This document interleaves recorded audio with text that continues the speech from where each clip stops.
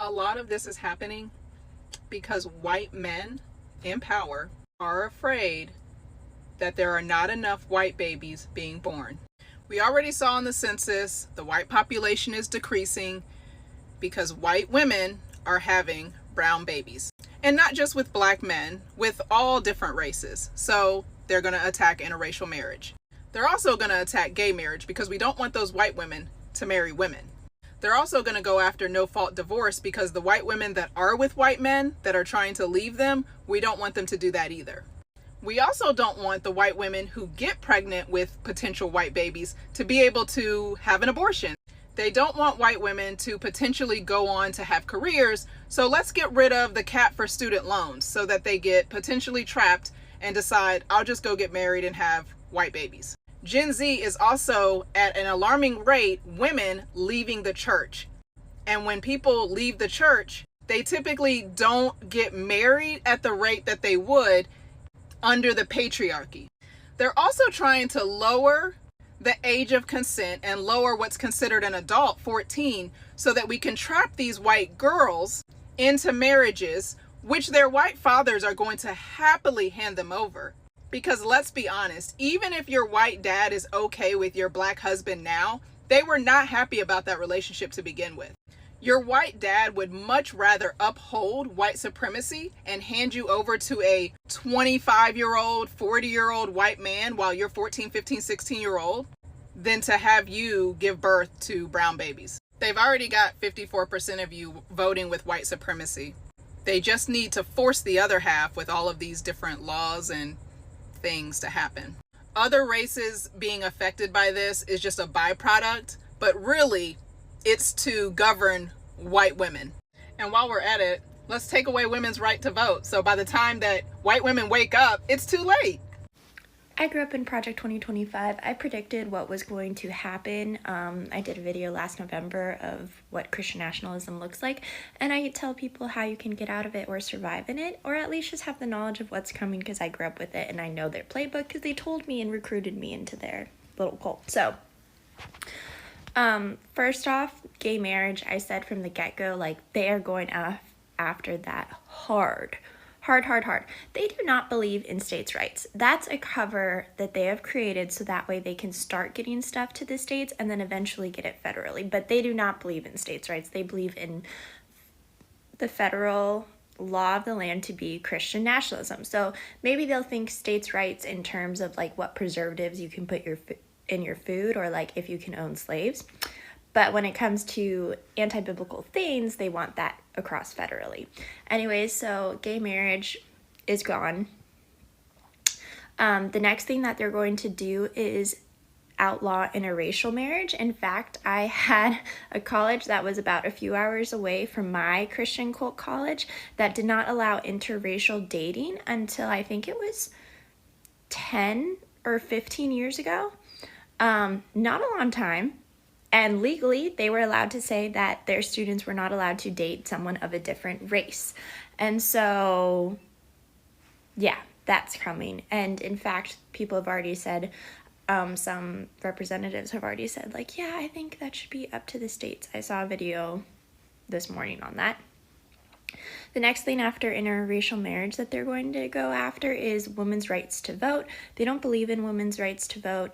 They think that it should be a family vote and that the man is the head of the household. And in fact, when I grew up, they would tell us, like, wives, you have to vote what your husband votes. And it's his job. He'll tell you what to vote. And if you do not vote the way he wants you to vote, you are going against biblical principles. You are going against God. You are going against the Bible because you have to submit to your husband. So they're going to make that a rule of the land. And if they don't have the women votes, the fact is, oh, and like Black people, African American votes, if they don't have those and women's votes, it's going to be Republican every time. And white males are going to be able to vote every time, and we all know how smart white males are. You're afraid of being me, and being me, this is my country, is great. Whoa. Go watch that video. That's a gentleman wearing a Nazi shirt with Nazi flags on his house talking about how white people in this country could very well become a minority in the next 20 to 30 years. And the woman interviewing him says, it sounds like you're afraid of becoming me. And he says, this is my country. The fuck it is. This is our country, not your country. And if you don't like that simple fact, you can pitch a canoe into the Atlantic and start paddling your ass over to an all-white nation if that's what you think exists out there for you. You're not welcome here anymore, fucko. Eat shit and die, Toto. It's precisely why they're fighting so hard here in the United States of America, right? This guy brings up an excellent point, and he says, I think it's funny the whole worried about being a white minority when you consider the fact that globally we only make up 8% of the population, which means that white supremacists better hope that the remaining population doesn't, turn on us or whatever it is he said. It got cut out of there, but he's right. People are worried about becoming a minority in the United States of America. People on the conservative side are worried about becoming an ethnic minority in the United States of America as white people. When outside of the United States of America, a majority of the countries are not white, are not majority white. Not everywhere is like Russia where it's a majority white. The world is a very mixed place. And that's one of the reasons why they're fighting so hard to maintain majority status here in the United States of America. This is where they believe they can survive and thrive as a majority population. That if they can maintain the whiteness of America as a majority, then they will forever be okay. And what they just refuse to understand is no matter how much they oppose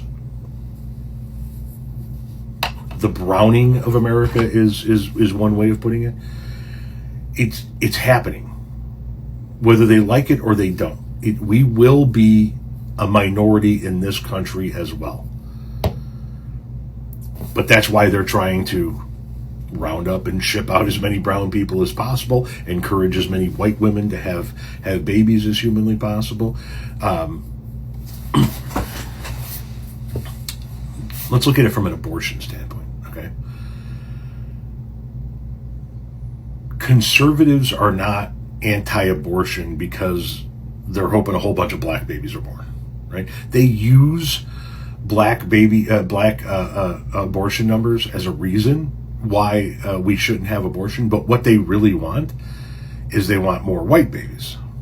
Because while they use black abortion numbers, they also know that the highest numbers of teen pregnancies and the highest numbers of unintended pregnancies, unwanted pregnancies, often come from rural Republican areas.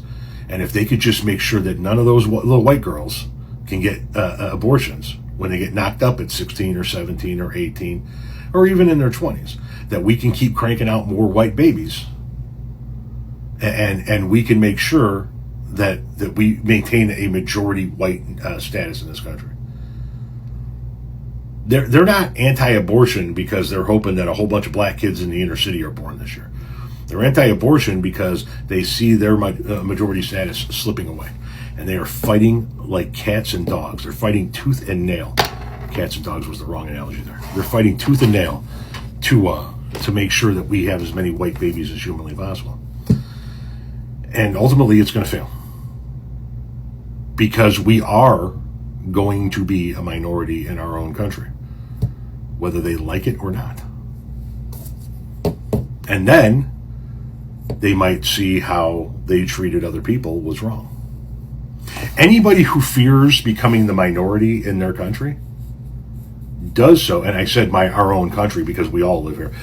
Anybody who fears becoming a minority in their own country has treated minorities poorly at some point in time. Because what they fear is that they will get treated the way they treated minorities themselves.